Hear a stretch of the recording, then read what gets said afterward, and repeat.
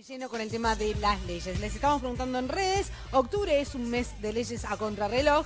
Y nos preguntamos en este año preelectoral si se aprueban leyes en busca de votos. El 87% dice que sí y el 13% dice que no. Y bueno, justamente ese es el tema que nos compete. Y ustedes, mi pregunta es, ¿saben qué pasa desde que llega un proyecto de ley al Parlamento hasta que se aprueba? Bueno, tiene que seguir determinados pasos. La iniciativa la puede presentar el Poder Ejecutivo, el Poder Legislativo o la ciudadanía. Siempre el que estudia un proyecto de ley es el Poder Legislativo. Primero va a una comisión de estudio que tiene que ver con justamente el ámbito en el que se va a legislar ese proyecto, sea social, sea de género, de economía, bueno, en fin. Y de ahí pasa a una de las cámaras. Aprueba, pasa a la siguiente cámara. Si se aprueba, ahí va derecho al Poder Ejecutivo para que apruebe y promulgue. Ahora, ¿qué pasa si en la segunda cámara hacen correcciones, alguna modificación? Bueno, vuelve a la primera cámara para que se apruebe y luego sigue los pasos hasta llegar al Poder Ejecutivo para que se apruebe y promulgue. Ahora, el Poder Ejecutivo también tiene la potestad de vetar ese proyecto, esa ley, como sucedió, como por ejemplo en el 2008, como que hizo Tabaré Vázquez, que vetó la ley de la despenalización del aborto. Pero ¿saben que se aprobaron muchas más leyes en el periodo pasado que en este? Entre 2010 a 2015 se aprobaron 664. Y miren la comparativa entre 2015 a 2018.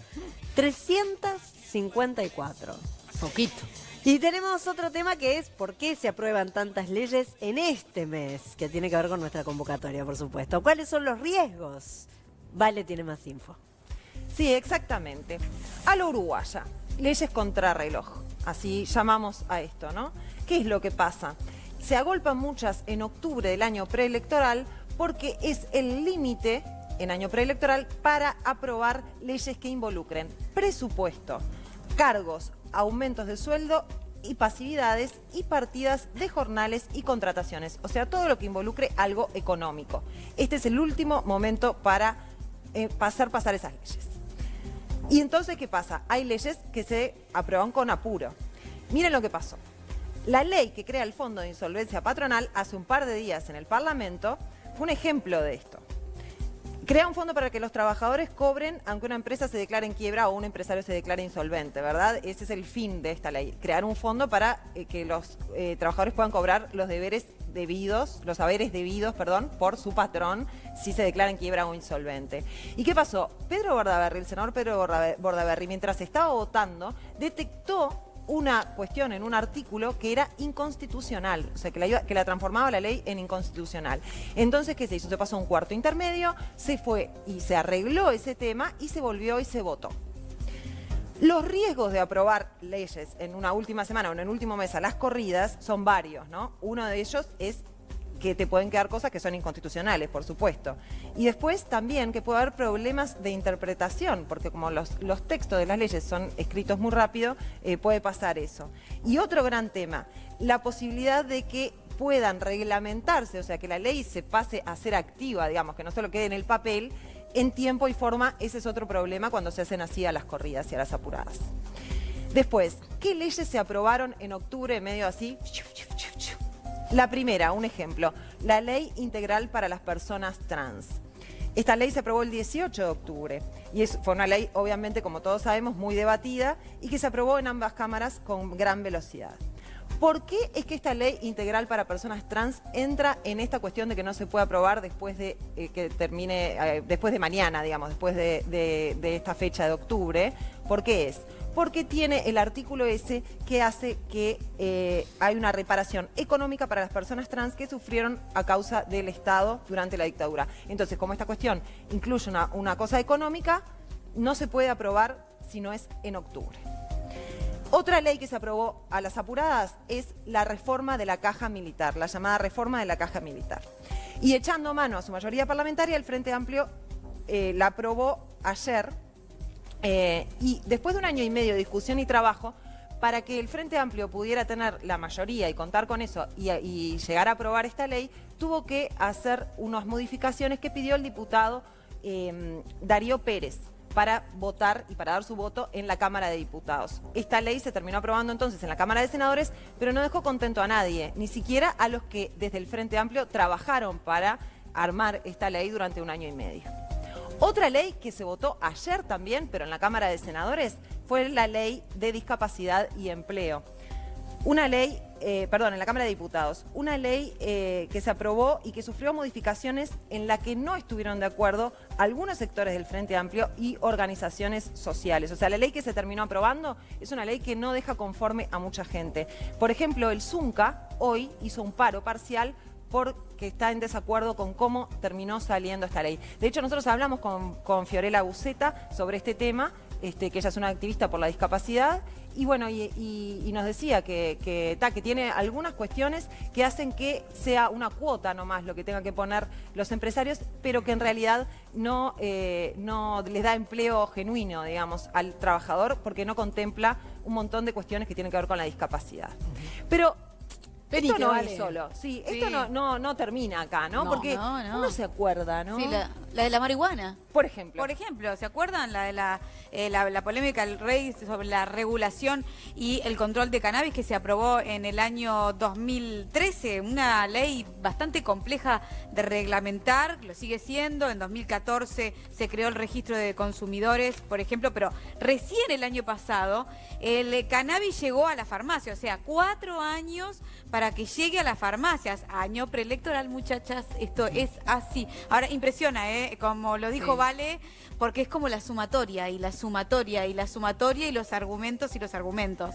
Yo la denomino, para mí son leyes tribuneras, esa es como mi opinión. Que es como que para la tribuna. Para la tribuna, más allá de que considero que obviamente que son muy importantes, pero si son tan importantes y necesitan el debate de la sociedad y necesitan que se aprueben, señores, un poco de seriedad, que se haga con los tiempos que corresponden. Tiene En carencia. realidad, Y un poco lo que decía Fiorella era eso. La ley de previsión de los militares, en realidad, incluso las personas que trabajaron desde el Frente Amplio en esta ley, que viene trabajando desde hace mucho tiempo, quedaron totalmente desconformes porque dicen que es una ley que no es lo que ellos estaban, o sea, que no es lo que hay que hacer para reformar la caja militar. Claro. Básicamente y después terminás escuchando a los legisladores que dicen, bueno, la ley no es buena. Claro. Pero entonces, a ver, seamos serios y cuando arranca, digamos, el periodo legislativo, que se empiece a discutir, que se analice cómo tiene que ser, que se apruebe en el momento que tiene que ser y que se promulgue, reglamente y demás como tiene que ser, no como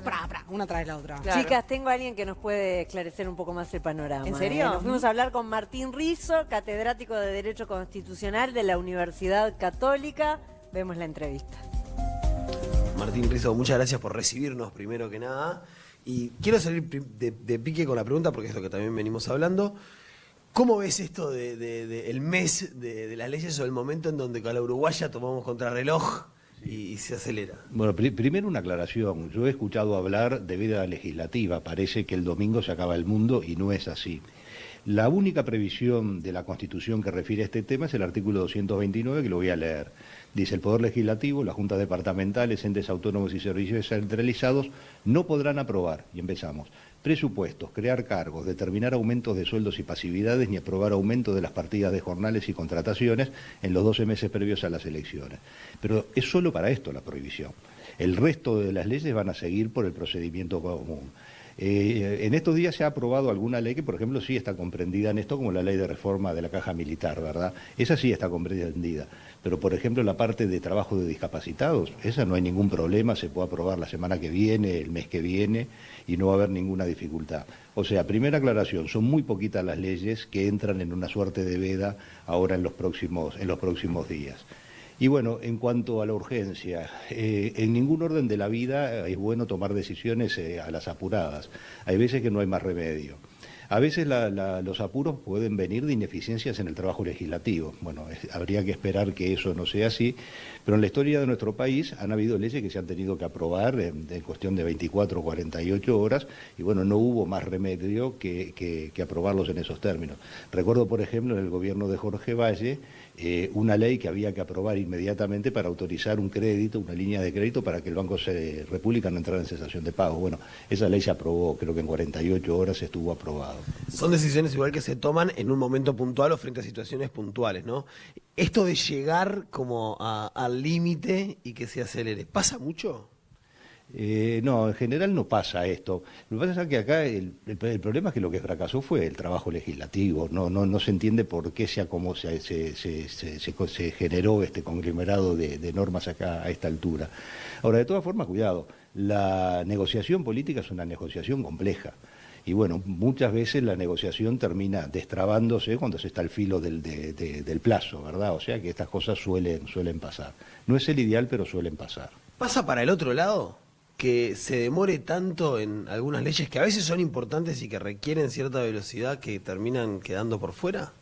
Bueno, no sé, lo que pasa es que ahí son criterios políticos. Las mayorías políticas, las mayorías legislativas son las que toman la decisión de cuáles son las urgentes y cuáles no. Para uno puede ser urgente una ley, para las mayorías legislativas no. O sea que eso es muy opinable. Si tuvieras que ver un riesgo uno de los riesgos de apurarse a tomar decisiones y a promulgar leyes, ¿cuál sería?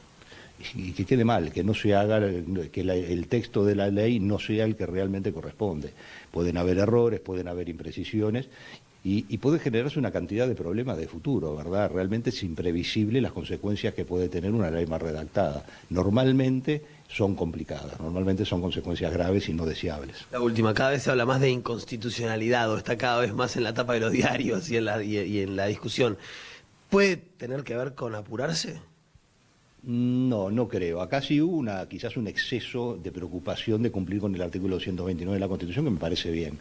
Pero no, cuidado con el tema de las inconstitucionalidades. Las inconstitucionalidades no aumentaron tanto en el Uruguay. Lo que sí cambió en los últimos 6 o 7 años es que se empezaron a declarar inconstitucionalidades de leyes del gobierno de turno, y leyes importantes para el gobierno de turno. Pero más o menos los números de acciones de inconstitucionalidad, las sentencias de declaración de inconstitucionalidad se mantienen más o menos incambiadas en los últimos 30 años. Muchísimas gracias, Rizo. Mucho gusto.